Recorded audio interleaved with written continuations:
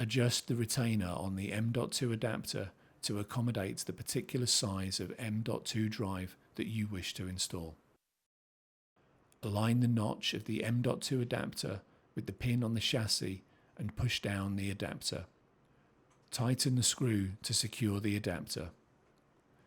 Insert the M.2 drive into the connector at an angle of approximately 30 degrees. Push the M.2 drive down until the notch catches on the lip of the retainer. Slide the retainer forward to secure the M.2 drive. Connect the M.2 cables to the system board.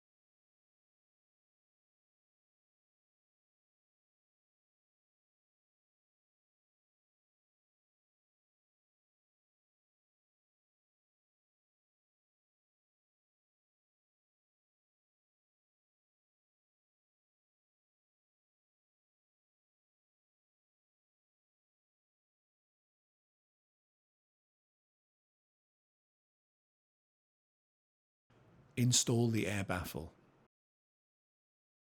Install the top cover.